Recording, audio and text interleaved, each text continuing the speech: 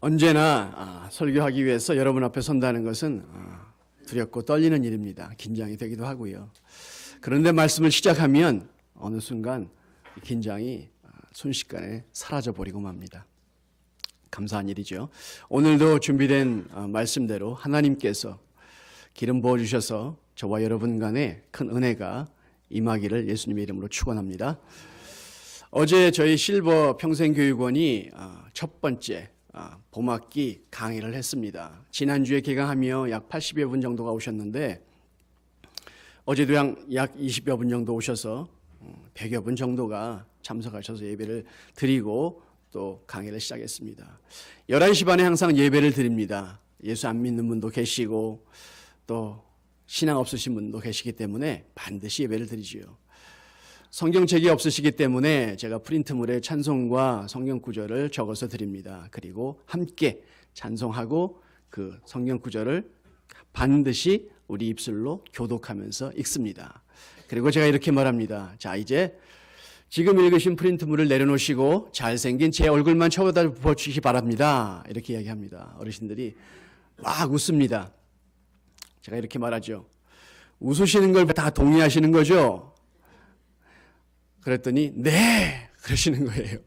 100여 분 되시는 분이 저 중고등부 예배실에서 다 모여서 네! 그러니까 얼마나 우렁차요. 어르신들을 만나면서 느끼는 것은 이겁니다. 세월이 흐르면서 시력이 많이 떨어지는구나. 이런 걸 느끼게 돼요. 참 감사한 일이다. 나한테는 참 다행한 일이다. 그렇게 생각이 됩니다. 14년 전에 제가 부자가 되었습니다. 딸만 둘만 있던 저에게 이제 막내로 아들이 태어난 거죠. 그때부터 제가 부자가 되었는데 작년에 제가 아들에게 물었습니다. 이름이 JC예요. 알파벳 J와 C를 이제 이름을 풀어서 JACEY 이렇게 이름을 붙여줬는데 JC, 너 자라서 뭐가 되고 싶냐? 그랬더니 두 가지가 되고 싶대요. 무엇이냐? 그랬더니 하나는 철학자래요. 필로소퍼, 철학자. 소크라테스나 아리스토텔레스 같은 철학자 되고 싶대요. 또 하나는 뭐냐 물었더니 culinary art래요. 아트? 아트면 예술인데 그게 뭐지? 하고 사전을 찾아봤습니다. culinary. 어려운 단어가 아니더라고요. kitchen, 부엌의 이런 형용사예요. 그러니까 부엌의 예술. 아빠 그거 어려우면 그냥 쿡이야 쿡 이러는 거예요. 이 녀석 처음부터 쿡이라고 말하지 culinary art 왜 이렇게 어렵게 얘기를 했는지 덕분에 그 단어를 알게 되었죠. 부엌의 예술, 요리사를 말하는 걸 텐데 그러면 왜 그게 되고 싶냐 그랬더니 이렇게 말하는 거예요. 아빠 나는 심각하게 고민하고 깊이 생각하는 거 그렇게 살고 싶지가 않아. 그냥 심플하게 편하게 살고 싶어. 야 이 녀석아 철학자는 인생의 고민스러운 문제를 심각하게 연구하고 생각하는 학문이야. 공부 다른 것보다 더 많이 해야 돼. Really? 그러면 나 그거 안 할래. 정말 단순해요. 바로 버리더라고요, 그 꿈을. 이제 하나 남았는데 요리사입니다. culinary art. 우리 교회에는요. 이 부엌의 예술가, 요리사들이 많습니다. 특히 우리 실버를 섬기는 분들 중에 매주 우리가 식사를 하거든요. 그것도 항상 맛있습니다. 우리 실버 평생교육원이 외부에 소문난 것이 몇 가지가 있는데 그것 중에 하나가 이겁니다. 그곳에 가면 담당하는 목사가 성승영 목사인데 참 훌륭해. 잘생기고 설교도 잘하고 친절하고 예의도 바르고 이렇게 소문이 나면 좋겠습니다. 이렇게 소문이 난 게 아니고 그곳에 가면 음식이 참 맛있어. 난 점심 먹으러 가. 사실 이렇게 소문이 나 있어요. 먹는다는 것 참 중요하죠. 그래 제이씨야. 내가 자신 있게 할 수 있는 것을 가지고 남을 즐겁게 하고 행복하게 하는 일은 가치 있는 일이다. 그래. 철학자는 모르겠지만 요리사는 뭐 괜찮겠다. 우리 부모 마음은 똑같지 않습니까? 좀 전문 직업을 가지고 돈도 많이 벌고 좀 더 다른 사람들에게 칭찬받고 영향력 있는 일을 했으면 이런 마음이 들지 않겠습니까? 마음에 쏙 들진 않지만 그래 나쁘진 않다. 먹는다는 것이 중요성을 따지자면 뭐 말할 것도 없습니다. 먹는 것은 우리의 생명을 유지하는 중요한 일이죠. 즐거움뿐만 아니고 중요한 것은 생명을 유지하는 일입니다. 전도서 2장 24절에도 보면요. 먹고 마시는 것과 수고함으로 그런 것보다 그의 마음을 즐겁게 하는 것은 없나니 이것도 내가 본즉 하나님의 손에서 나오는 것이로다. 이렇게 말합니다. 이 말씀을 한 사람은 솔로몬입니다. 온갖 부귀영화를 누린 솔로몬이 이런 말을 했죠. 급기야 그는 그 다음 절에 이렇게 말합니다. 아, 먹고 즐기는 일을 나보다 더 해본 사람이 누가 있으랴. 멋진 말이에요. 나는 온갖 부귀영화를 누리면서 먹고 즐기는 일을 세상 어떤 사람들보다 정말 많이 했다. 계속해서 그는 3장 31절에서 이렇게 말합니다.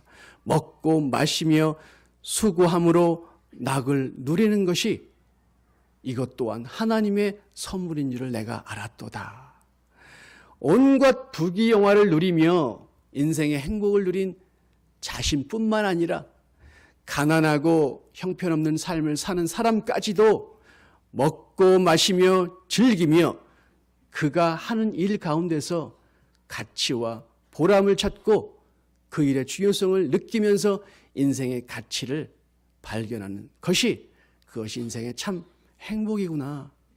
이것을 온갖 부귀영화를 누리는 나에게만 하나님이 주신 것이 아니라 인생의 가난한 모든 사람들에게까지도 하나님이 주신 하나님의 선물이구나 하는 것을 알았다는 사실입니다.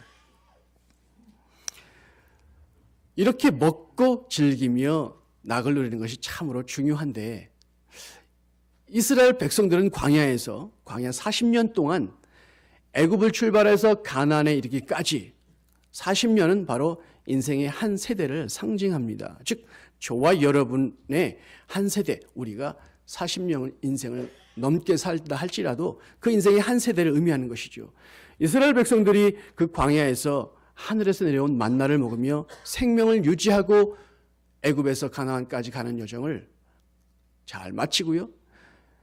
여호수아와 갈렙 그리고 그 땅에 태어난 새로 난 생명들이 가나안에 넉넉히 들어간 것처럼 광야 같은 세상을 사는 모든 백성들, 모든 사람들, 모든 지구상에 사는 모든 사람들, 그리고 특히 광야 교회를 지나는 저와 여러분들은 무엇을 먹으며 애굽을 상징하는 세상에 살고 그곳에서 출발해서 하나님 나라를 상징하는 가나안까지 이르는 인생 여정을 잘 마칠 수 있을까? 무엇을 먹어야 할까?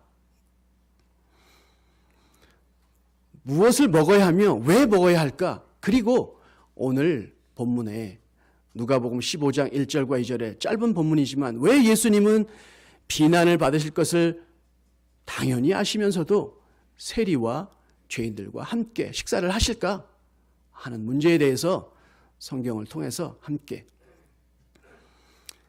발견하고 연구하며 찾아가 보는 시간을 갖도록 하겠습니다. 무엇을 먼저 그러면 무엇을 우리가 먹어야 할까? 무엇을 먹어야 할까? 무엇을 먹는가 하는 것을 알기 위해선 제가 한 달 전에 설교할 때도 비슷한 개념을 말씀드렸는데 무엇을 먹지 말아야 할까? 먹지 말아야 할 것을 아는 것이 그 개념을 알면요. 무엇을 먹어야 하는 것의 개념을 더욱더 확실히 이해할 수 있습니다. 무엇을 먹음으로 생명을 유지하는 것인데 놀랍게도 무엇을 먹음으로 생명을 잃은 사람들이 있었습니다. 그래서 창세기 3장 6절에 나오는데요. 그 여자가 그 열매를 따먹고 그와 함께한 남편에게도 주매 그도 먹은지라. 우리의 조상인 아담과 하와가 정녕 먹으면 죽으리라고 말씀하신 그 선악을 알게 하는 나무의 과실을 먹는 순간이지요. 그것을 먹고 생명을 유지한 것이 아니라 오히려 생명을 잃고 죽게 되고 사망에 이르게 되었죠. 먹는 것에 대한 아이러니라고 할까요? 하와가 그것을 먹은 이유가 있습니다. 그저 우리는 그만을 탓할 것이 아니라 분명한 이유가 있다는 것을 기억해야 할 것입니다. 그 이유는 첫 번째 이유가요. 그 과실을 보니까 먹음직했다는 것이 이유입니다. 그것을 보니까 야 먹고 싶다 맛있겠다. 저것을 먹으면 내 몸에 도움이 되겠다. 건강해지겠다. 내 육신이 튼튼해지겠다 하는 첫 번째 이유가 있었던 거예요. 두 번째 이유는 보암이겠습니다. 그것을 보았더니 보기에 너무 좋은 겁니다. 너무 좋았던 거예요. 제 아이들과 제가 가끔 쇼핑을 가면 아이들에게 말하는 것이 있습니다. 필요 없는 물건 그리고 집에 있는 건 사지 않는다. 이렇게 미리 말합니다. 집에 없는 건 살 수 있다는 뜻이기도 하죠. 그런데 집에 있고 필요 없는데도 사고 싶은 마음이 들 때가 있는데요. 그것은 언제냐면 디자인이 뛰어난 것, 보기 너무 좋은 것, 나 이런 스타일 없는데, 이런 모양 없는데, 이 옷은 있지만, 이런 물건이 있지만, 야 이건 새로운 디자인인데, 새로운 디자인에 보기 좋은 것에 마음이 현혹되는 것이 우리의 마음입니다. 이 마음은 창세 때도 그랬고 지금도 그렇고요. 지금 말하고 있는 저도 별다르지 않습니다. 신상, 새로운 것, 새로운 물건이 나왔다. 야 이건 가지고 있지만 내 것은 오래된 것인데 새 것을 가지고 싶다. 디자인 뛰어나다. 이것을 거부할 사람이 없을 것입니다. 보기에 너무 좋았던 것이지요. 세 번째 이유는 지혜롭게 할 만큼 탐스럽다고 했습니다. 너무 탐스러워서 이것을 먹으면 지혜가 막 넘칠 것 같습니다. 남보다 뛰어날 것 같아요. 남보다 훨씬 나아질 것 같아요. 남보다 나은 것이 많아서 칭찬받을 것 같아요. 높임받을 것 같아요. 존경받을 것 같고요. 존중받을 것 같고요. 이런 분명한 이유 세 가지가 뚜렷하게 있으니까 이것을 거부하기는 참 어려운 것이죠. 이것을 먹지 말아야 될 이유는 한 가지입니다. 하나님의 말씀, 정령 죽으리라. 먹지 말라. 먹지 말아야 할 이유 한 가지와 반드시 먹어야 될 이유 세 가지가 있는데 어떻게 이길 수 있겠어요? 훗날에 야고보는 말합니다. 이 세상과 세상에 있는 것들을 사랑하지 말라. 왜냐하면 이 세상에 있는 모든 것들이 육신의 정욕과 안목의 정욕과 이생의 자랑이니 육신의 정욕, 그것이 바로 먹음직한 그런 시험입니다. 이것을 먹으면 내 육신이 튼튼해지겠구나, 편안해지겠구나, 나아지겠구나, 건강해지겠구나. 육신의 정욕이에요. 안목의 정욕, 안목이라고 하는 것은 눈을 말합니다. 아이, 눈으로 보아서 쾌락을 느끼는, 눈으로 보아서 이익을 얻게 되는 것이 얼마나 많습니까? 우리가 짓게 되는 죄, 그리고 우리가 보게 되는 수없이 많은 유혹들의 대부분이 눈으로 보는 것입니다. 안목의 정욕, 보암직한 것, 그것을 말합니다. 그리고 이생의 자랑, 지혜롭게 할 만큼 탐스러운 것이지요. 이생의 자랑, 남보다 내가 뛰어나서 남이 갖지 못한 것 갖고 남이 하지 못한 일을 하고 또 남보다 다른 모습으로 칭찬받고 높임받고 또 존중받고 자랑거리가 많아졌으면 하는 것이 우리의 마음입니다. 이 세 가지 마음, 육신의 정욕, 안목의 정욕, 이생의 자랑, 이것을 거부할 사람이 세상에 어디 있다는 말입니까? 아무도 없어요. 아담과 하와의 그 원죄, 시작된 원죄, 조상 탓을 할 것이 아니라요, 우리도 그 자리에 서면 똑같습니다. 우리에게 원죄가 임할 수밖에 없는 이유가 분명한 것입니다. 아무도 이길 수 없게. 그런데 오직 한 분, 하나님이시며 사람의 아들로 이 땅에 태어나신 예수 그리스도께서는 달랐다는 것입니다. 그분이 이 땅에 오셔서 공생애를 시작하시 전 40일을 금식하시고 사단의 시험을 받으셨습니다. 사단이 말합니다. 이 돌을 떡덩이로 만들어라. 배고프지? 먹어라. 육신의 정욕, 육신을 위해서 먹어라. 건강해질 거야. 회복될 거야. 힘을 얻을 거야. 이런 유혹을 우리 예수님은 말씀으로 이기셨습니다. 두 번째 사단은 예수님을 순식간에 천하 만국을 보여주면서 어때? 보기에 멋지지? 이 모든 영광은 나에게 넘겨준 것이므로 내가 원하는 자에게 줄 수 있어. 나에게 절하라. 이렇게 유혹합니다. 두 번째 시험도 예수님께서 말씀으로 이기셨고요. 세 번째로 성전 꼭대기에 예수님을 세우시고 뛰어내려라.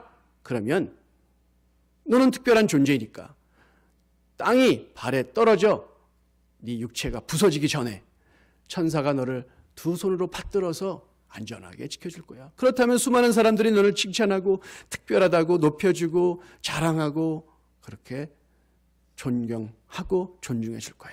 자랑이 될 거야. 이 시험도 예수님이 이기셨다는 사실이죠. 인류의 아담과 하와가 이루지 못한, 통과하지 못한 그 시험을 지금까지 어떤 사람도 통과하지 못했는데 오직 예수님께서만이 그 시험을 이기셨다는 사실입니다. 이것 때문에 우리가 예수를 믿어야 되는 거죠. 이 사실 때문에 우리의 의의가 아니라, 우리의 실력이 아니라, 우리의 인격이 아니라 그분의 의를 힘입어야 되는 분명한 이유가 여기 있는 것입니다. 그래서 우린 오늘도 이렇게 멋지게 옷 입고 넥타이 입고 나왔지만 여전히 우리를 불쌍히 여겨주십시오. 우리는 당신의 의가 필요합니다 하는 마음으로 이곳에 나온 것 아니겠습니까?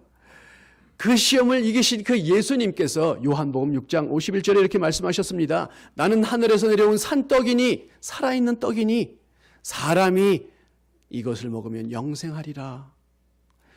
내가 줄 떡은 곧 세상의 생명을 위한 내 살이로다 하시니라. 요한복음 6장 51절의 말씀입니다. 예수님 자신이 하늘에서 내려온 산떡이신데 이렇게 말합니다. 사람이, 전 이 구절이 참 좋습니다. 사람인 저와 여러분이 이 떡을 먹으면 영생하리라. 내가 줄 떡은 이것인데 세상의 생명을 위한 것이다. 그것은 바로 내 살이다. 이렇게 말씀하셨습니다. 예수님께서 이 말씀을 하실 때 어디서 하셨냐면요. 바닷가에서 하신 것도 아니고 들에서 하신 것도 아니고 강가에서 하신 것도 아니고 배 위에서 하신 것도 아니고요. 유대인의 회당에서 하신 말씀입니다. 유대인의 회당은 어떤 곳입니까? 하나님의 정기적으로 유대인들이 모여서 하나님의 말씀을 듣고 배우며 읽고 연구하고 토론하고 하나님의 말씀에 관심이 있는 자들만 그곳에 모여서 하나님의 말씀에 집중하는 장소가 바로 유대인의 회당입니다.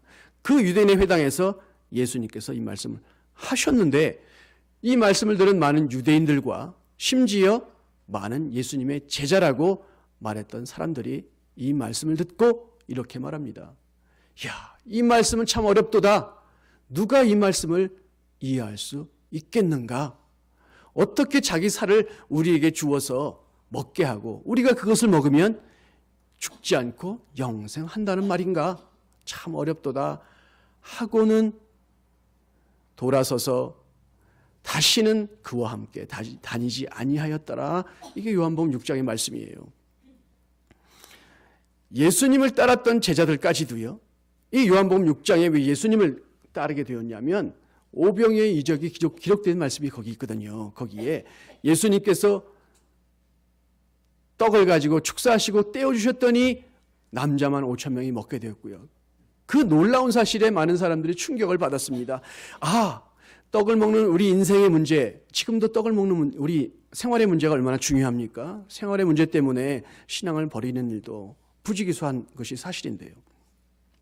그 당시 먹고 살기 힘들 때에 먹고 사는 문제가 예수님을 따라다니면 해결되겠구나 하는 분명한 메시지를 받았습니다. 그래서 예수님을 따르고 그의 제자로 있기로 소망했는데 이 어려운 말씀, 이 말씀을 듣고 그들이 떠나가고 다시는 예수와 다니지 아니했다고 성경이 기록합니다. 어려워서 이 말씀을 이해할 수 없어서. 그런데 우린 잘 압니다. 어렵다고 말씀한 이 말씀이 바로 말씀 되시는 예수 그리스도, 그분을 섭취하는 것이요, 그분을 받아들이는 것이요, 예수, 자기 백성을 그들의 죄에서 구원할 자라고 가지신 그 이름을 가지신 그 예수 그리스도를 영접하는 것이라는 사실을 우리는 잘 압니다. 십자가에서 찢기신 그 살을 우리가 기억하고 십자가에서 당하신 그 희생이 저와 여러분 한 사람 한 사람을 위한 것이라는 것을, 그것을 믿는 것이 그분의 살을 먹는다는 것을 우리가 잘 압니다. 말씀이신 예수 그리스도, 태초에 말씀이 계셨는데 이 말씀이 하나님과 함께 오셨고 이 말씀이 하나님이시다. 말씀이 육신이 되어 이 땅에 오셨는데 그것도 자기 백성, 자기 땅에 오셨는데 자기 백성이 그를 영접하지 않고 배척했는데 정말 그분의 이름을 영접한 사람들은 하나님의 자녀가 되는 권세를 주셨다. 이것이 요한복음 1장의 선언입니다.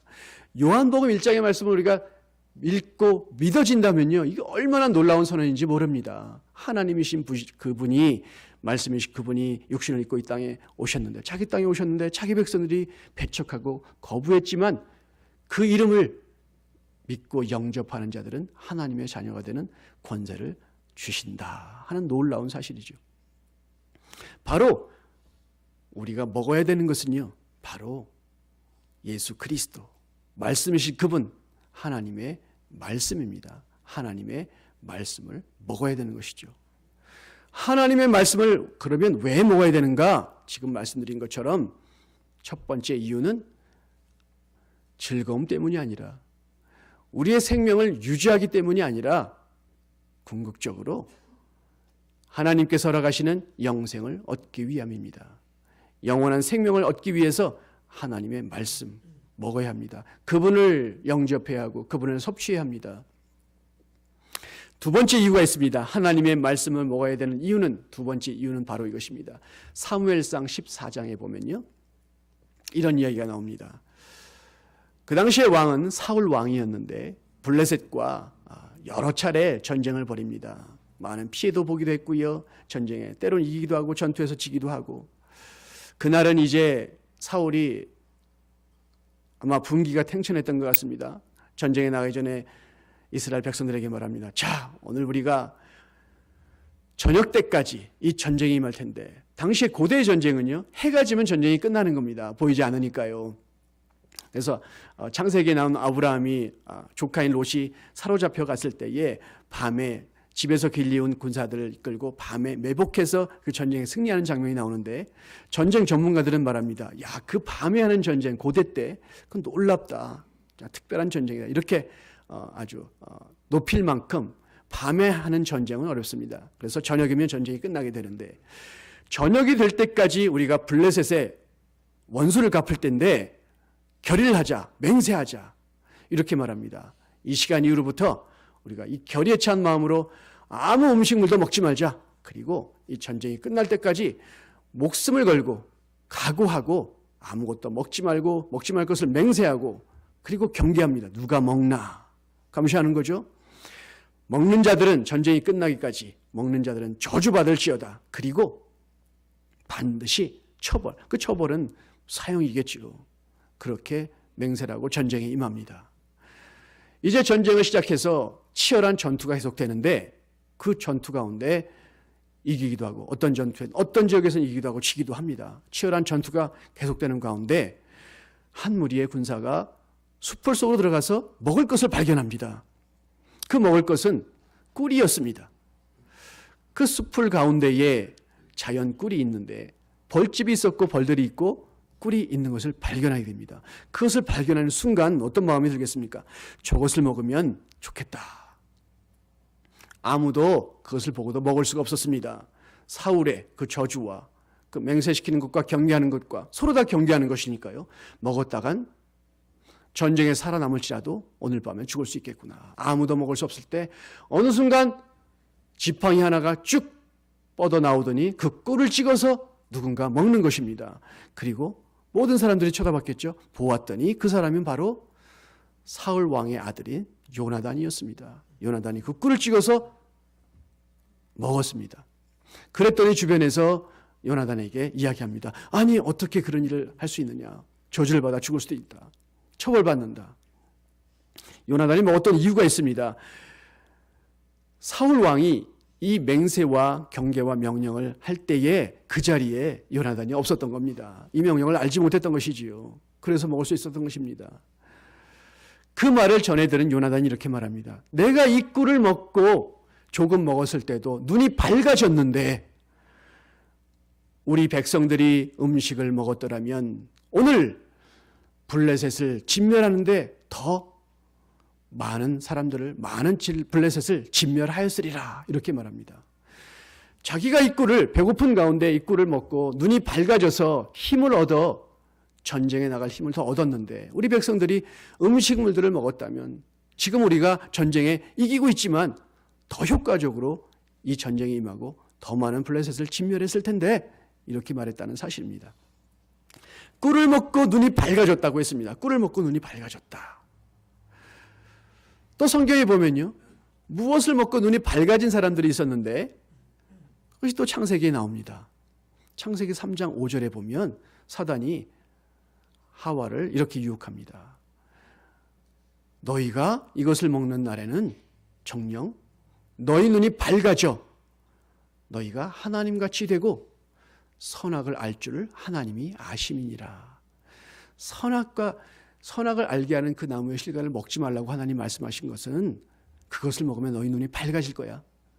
그리고 선악을 아는 일에 하나님처럼 되기 때문에 그것을 하나님이 아시기 때문에 먹지 말라고 한 거야.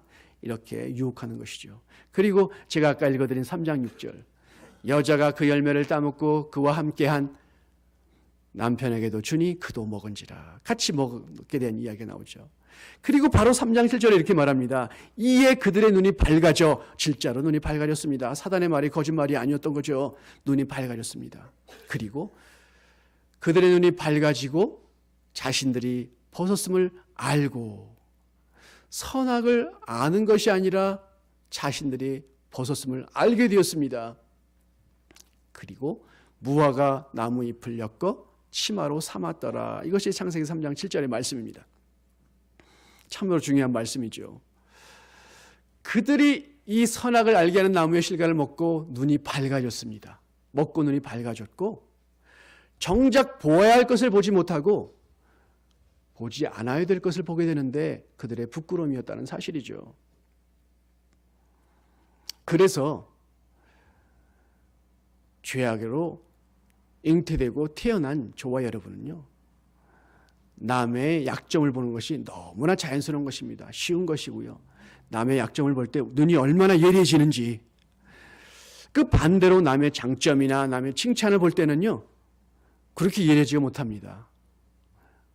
두루뭉실. 그 반대로 자기의 약점에 대해서는 흐리멍텅, 두루뭉실.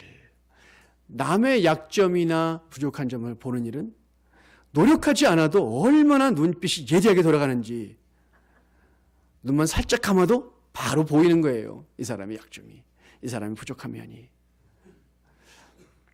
이것이 우리를 스스로 탓하는 것이 아니라 너무나 자연스러운 현상입니다. 하나님께 불순종한 모든 인류의 죄악된 성품인 것이지요. 그 눈에 빠릅니다. 그래서 지금도 우리는 예수를 믿어도요, 남의 약점을 보는 데는 눈이 빠르게 돌아가는데 남의 장점을 보기에는 참 어려워요. 오늘 이 시간 이후로 저나 여러분이나 남의 약점을 보는 것은 쉬운 일이지만 남의 장점과 칭찬하는 일은 어려운 일이죠. 남을 높여주고 칭찬하고 격려하고 위로하고, 이 어려운 일, 쉬운 일 말고 어려운 일을 오늘도 잘하는 저와 여러분 되시기를 예수님의 이름으로 축원합니다.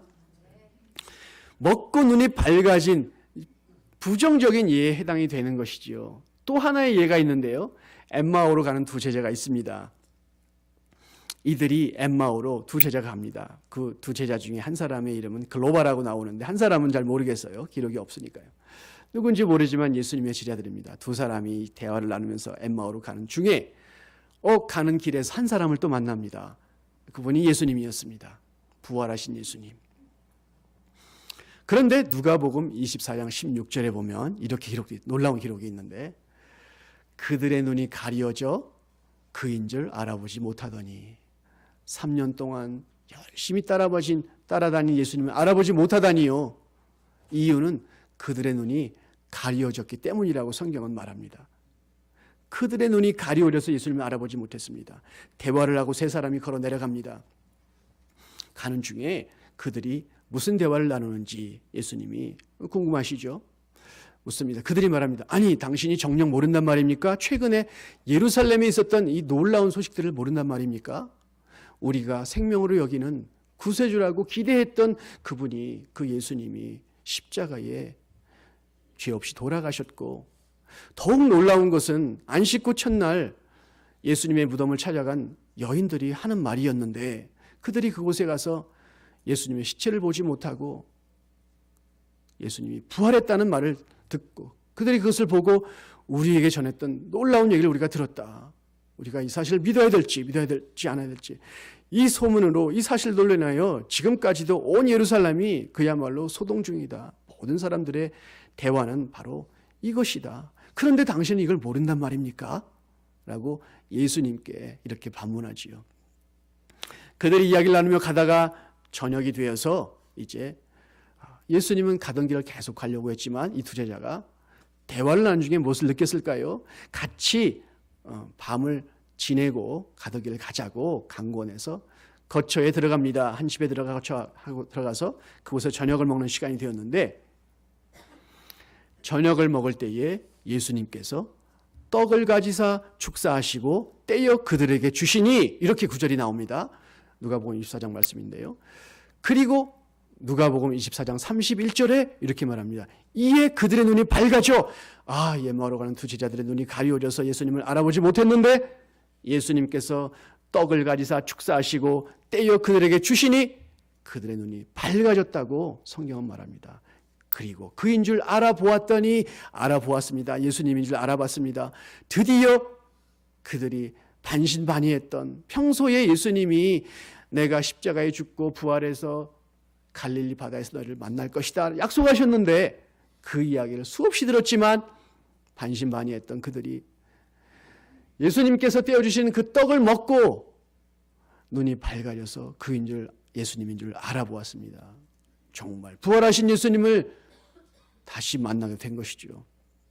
놀라운 일이 생겼습니다. 축사하시고 떼어주셨다. 떠오르는 것이 어디입니까? 오병이의 기적, 칠병이의 기적. 예수님께서 떡을 가지사 하늘 우러러 축사하시고 떼어 제자들에게 나눠주었더니 그것이 어떻게 과학적으로 논리적으로 설명할 수 없었지만 남자만 5,000명, 학자들 말로는 약 2만 명이 있지 않았을까. 여자, 아이들, 어르신들 다 모이면 아마 2만 명 됐을 것이다. 혹은 1만 명이라 할지라도요. 남자만 5,000명이 넘고 남을 만큼의 음식이 나누어졌습니다. 이 구절이 생각이 나죠? 똑같은 일이 이곳에 있습니다. 예수님께서 떡을 가지사 축사하시고 떼어주셨더니 그들의 눈이 밝아졌습니다. 즉 하나님의 말씀을 먹어야 되는 두 번째 이유는요, 눈이 밝아져야 하기 때문입니다. 저와 여러분의 눈이 밝아져야 정작 보아야 할 것을 보고요, 보지 말아야 할 것을 보지 않을 수 있는 그런 파워, 능력이 생기는 겁니다. 먹어야 할 것을 먹지 못했을 때 문제가 생기는 일이 발생하게 되는데요. 그것이 세 번째 이유입니다. 하나님의 말씀을 먹어야 되는 세 번째 이유가 있습니다. 다시 사무엘상 14장으로 돌아가 볼게요. 전투가 치열하게 벌어집니다. 저녁이 되기 전까지, 어두워지기 전까지 공방전이 벌어지기도 하고요. 하나님의 은혜로 많은 블레셋 군대를 무찌를 수 있었습니다. 그 가운데 한 무리의 군사들이 전투에서 이기고 탈취물을 얻었습니다. 전리품이죠. 탈취물을 얻었는데 성경이 기록합니다. 그 탈취물 중에 소와 양과 송아지를 그들이 잡아서 이렇게 성경은 기록합니다. 땅에서 그들이 핏째 고기를 먹었다고 기록합니다. 사무엘을 기록한 사무엘은 당연히 동물을 잡아서 먹으면 땅에서 먹지 어디서 먹겠습니까? 공중에서 먹겠습니까? 하늘에서 먹겠습니까? 그렇게 기록했다는 거예요. 양과 소와 송아지를 잡아서 땅에서 그들이 핏째 먹음에 이렇게 기록되어 있습니다. 땅에서 먹었다. 땅이라고 하는 것은 육신을 상징하기도 합니다. 즉 그들이 하나님의 말씀, 생명되는 핏째 먹지 말라고 하는 하나님의 말씀을 어겼다는 것을 특별히 강조하기 위해서 땅에서 그들이 육신에 매여서 어쩔 수 없이 그렇게 했다는 것을 강조하는 표현이기도 합니다. 땅에서 그들이 핏째 고기를 먹었다고 합니다. 핏째 먹지 말라고는 하나님의 말씀을 정면으로 어긴 죄를 범한 것입니다. 그들이 음식을 먹었다면 이 전쟁은요, 그들에게는 블레셋과 싸우는 전쟁이지만 저와 여러분에게는 영적인 전쟁을 말합니다. 이미 예수님께서 십자가에서 승리하신 그 전쟁이지만 여전히 우리 주변에는 이 사단의 패장병들과 싸우는 영적 전쟁이 벌어지고 있거든요. 오늘 우리가 문을 나가면 그 전쟁이 계속 벌어지는 겁니다. 그 영적 전쟁에서 우리가 먹을 것을 먹었을 때 힘을 얻어서 눈이 밝아지고 그 싸움을 감당할 만한 힘을 얻게 되는 것인데, 이 이스라엘 백성들은 먹을 것을 먹지 못하자 먹지 말아야 할 것을 먹게 되고 죄를 저지르는 것이지요. 하나님의 말씀을 먹어야 될 세 번째 이유는 죄를 짓지 않기 위함입니다. 죄를 짓지 않기 위해서 하나님의 말씀을 먹어야 한다는 사실입니다. 신앙의 연륜이 아무리 많으면 뭐합니까? 저처럼 목사라는 타이틀을 가려서 목사님 반갑습니다. 목사님 하고 거룩하신 분이겠지? 이렇게 높임 받으면 뭐합니까? 하나님의 말씀을 멀리하면요. 제 경험도 그렇습니다. 하나님의 말씀을 멀리하고 등한히 할 때는 죄를 지을 수밖에 없습니다.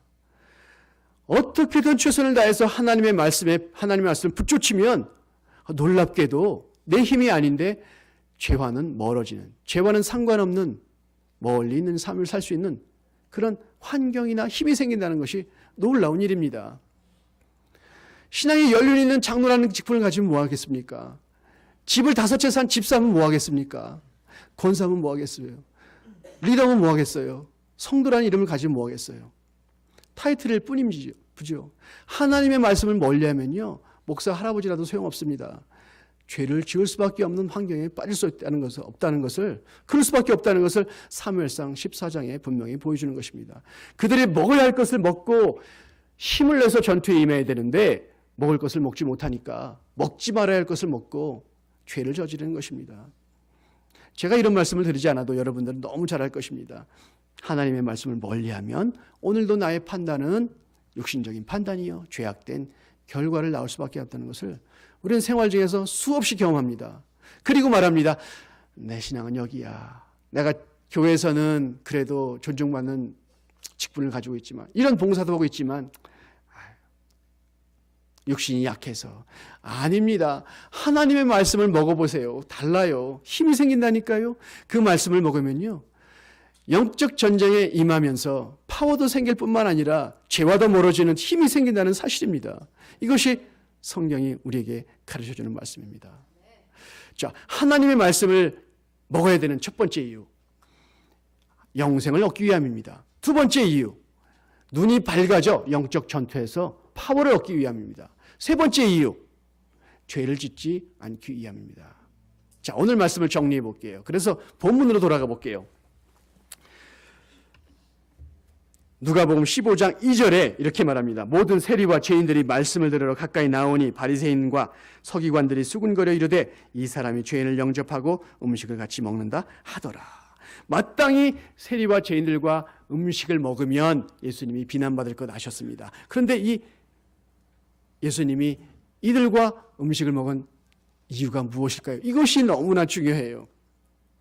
수군거리고 비난받는 걸 아신 예수님께서, 우리가 읽지 않았지만 3절부터 나오는 말씀이 나오는데, 예수님께서 세 가지 비유를 드십니다. 하나는 여러분이 잘 아신 잃어버린 양의 비유, 두 번째는 잃어버린 드라크마의 비유, 세 번째는 잃어버린 아들의 비유, 탕자의 비유라고 말하는, 그것이 바로 누가복음 15장에 나오는, 누가복음 15장을 잘 기억하시기 바랍니다.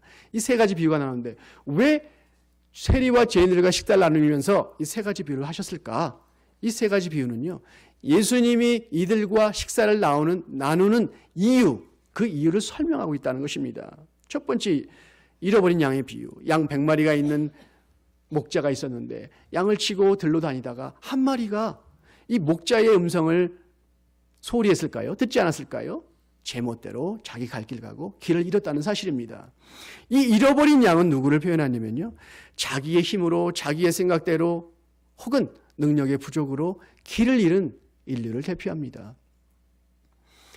자기의 생각과 자기의 능력대로, 자기 힘대로 해보겠다고 창조주이신 목자이신 그분을 떠난 잃어버린 양인 거죠. 두 번째는 잃은 드라크마인데, 드라크마는 생물이 아니지 않습니까?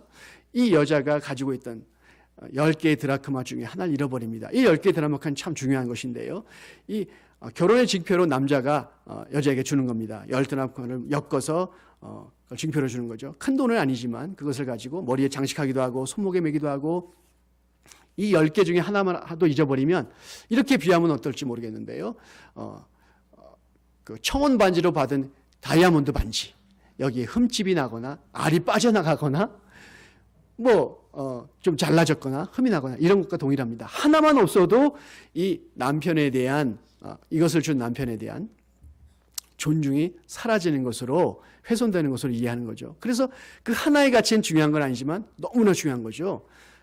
그 잃은 드라크마, 그것은요, 그 잃은 드라크마는 자신이 잃어버린 인생인데 자기 힘으로 어쩔 수가 없습니다. 움직일 수도 없잖아요. 양은 어떻게든 헤맬 텐데 이 드라크마는 어떻게 할 수 없습니다. 즉 자기 힘으로 해보다가 할 수 없어서 이제 남의 탓하고 환경 탓하고 조상 탓하고 하는 인류를 대표하는 것입니다. 세 번째 사람은 바로 잃어버린 아들입니다. 탕자라고 말하는 이 아들은 아버지가 가진 재산 중에 자기에게 돌아올 분깃을 달라고 받아가지고 타국에 가서 다 허랑방탕해서 다시 돌아온 아들이지 않습니까? 이 아들은 바로 사실 아버지가 가진 재산은 아버지가 돌아가셔야 물려받는 것입니다. 그런데 나에게 돌아올 분깃을 달라고 욕심이죠. 사악한 마음이죠. 자기 마음대로 해보다가 실패하고 돌아온 인생입니다. 사악한 마음으로 욕심으로 해볼 걸 다 해보다가 아이고 틀렸다 인생 끝이다 하고 실패한 잃어버린 길을 잃은 인생을 대표합니다. 이 세 가지 잃어버린 양, 잃어버린 드라크마 그리고 잃은 아들 이 세 아들은 모든 인류를 대표합니다. 여기 앉은 저와 여러분들도 이 셋 중에 예수님을 만나기 전에는요 이 셋 중에 하나의 인생에 해당이 됩니다. 그런데 놀랍게도 잃어버린 양에 있어서는요 이 목자가 이 양을 찾기까지 성경에 이렇게 써 있습니다. 찾기까지 찾는데요. 어두우면 안 찾는 게 아니에요. 하루 지났다고 안 찾는 게 아니에요. 실종 신고하고 일주일 지났으면 끝 이게 아니에요. 찾기까지 찾는다고 돼 있고요. 잃어버린 드라크마 이 여자 주인은요 어떻게 찾냐면 등불을 켜고 집을 쓸며 부지런히 이렇게 기록되어 있습니다. 그렇게 찾는데요. 또 세 번째 잃어버린 아들은요.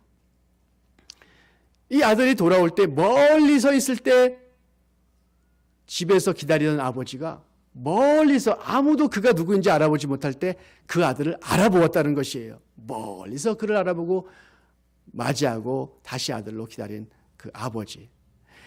목자와 여자와 그리고 이 아버지의 마음은 바로 하나님의 마음이에요. 끝까지 찾을 때까지 우리의 생명 끝날 때까지 우리를 찾으시는 것이죠. 이 세 가지 비유는 각각 다른 것 같지만 공통점이 하나 있는데요. 잃은 양을 찾고 잃은 드라크마를 찾고 잃은 아들을 찾고 난 후 공통적으로 하는 일이 있는데 먹고 즐기는 겁니다. 그래서 제가 오늘 설교 제목을 먹고 즐기자 이렇게 잡았습니다. 먹고 즐겼습니다. 그게 공통점입니다. 먹고 즐겼다. 자, 이제 이해가 되시죠? 오늘 예수님께서 세리와 죄인들과 함께 식사 자리에 앉으셨습니다. 먹고 즐기는 겁니다. 여기에 기록되어 있지 않지만 저는 충분히 이해합니다. 예수님이 식사하실 때에 세리들에게 야 이제 고만 돈 좀 더 100불 거둘 거 200불 걷지 마. 고만 그러지 해라. 죄인들에게 이렇게 고만 죄지요. 천국 지옥이 있어. 고만 죄지요. 이렇게 절대로 말하지 않았을 것 같아요. 먹고 즐겼습니다. 여러분 식탁에서 자녀들에게 야 A 받아라. 이 말하지 마시기 바랍니다. 최해요. 식사할 때는 그냥 먹고 즐기시기 바랍니다. 우리 예수님께서 먹고 즐기셨다는 사실이에요. 먹고 즐겨라. 저와 여러분도 각각의 성품에 따라 어떤 사람은 잃어버린 양이었을 거고요. 어떤 사람은 남의 탓만 하는 환경 탓만 하는 잃어버린 드라크마였을 거고요. 어떤 사람은 사악한 마음, 욕심된 마음, 악한 마음, 잃어버린 아들이었을 것입니다. 그러나 우리는 악한 사람을 더 나쁘게 보고 무능한 사람을 이렇게 볼 수도 있지만 사실 하나님의 눈에는 똑같은 구원받을 찾아야 되는 잃어버린 존재라는 사실입니다. 바로 예수님의 눈에 이 세리와 죄인들이 그렇게 보였던 것이에요. 그래서 함께 식사를 나누는 것입니다. 여러분 주일날 주일 성수라고 하죠. 교회에 나오는 것이 혹시 어려운 분이 계십니까? 오늘 결심하시기 바랍니다. 이것이 내가 오늘 올해도 벌써 3월이 다 넘었는데 첫 번째로 주일 성수하겠다. 주일 성수는 어려운 일이 아니야. 나는 그러면 올해 성경을 하나님의 말씀을 일독해야 되겠다. 이것을 우선으로 결심해야 되겠다. 이렇게 마음 모시기 바랍니다. 하나님이 도와줄 것입니다. 요한계시록 3장 19절과 20절에 예수님께서 이렇게 말씀하십니다. 무릇 사랑하는 자를 내가 책망하며 징계하노니 열심을 내라 회개하라. 볼지어다 내가 문 밖에서 두드리노니 누구든지 내 음성을 듣고 문을 열면 내가 그에게로 들어가 나는 그와 더불어 먹고 그는 나와 더불어 먹으리라. 먹고 즐기시겠대요. 예수님이 두드리면 그 음성을 듣고 문을 열면 예수님이 우리에게 들어오셔서 이 말이 너무 좋아요. 나는 그로 더불어 먹고 그는 나로 더불어 먹으리라. 오늘 본문의 말씀이 세리와 죄인들과 함께 먹으시는 예수님의 모습은요, 왜 그들과 함께 먹으셨을까요? 세 가지 이유 때문이에요. 그들에게 영생을 주시기 위함입니다. 그리고 이후의 삶이, 세리와 죄인들의 삶이 영적 세상에서 영적 전투에 임할 때 힘을 얻기 위함입니다. 기꺼이 죄를 거절할 수 있는 힘을 얻기 위한 그 파워를 주시기 위함입니다. 그리고 셋째로는 똑같은 유혹에 그 죄에 빠지지 않도록 하시기 위함이라는 사실입니다. 이 말씀은 오늘 저와 여러분에게도 동일합니다. 하나님의 말씀을 먹으시기 바랍니다. 말씀 되신 예수 그리스도를 섭취하시기 바랍니다. 오늘 이 시간 이후로 하나님의 말씀에 더욱 붙잡는 저와 여러분 되시기를 예수님의 이름으로 축원합니다. 기도하겠습니다.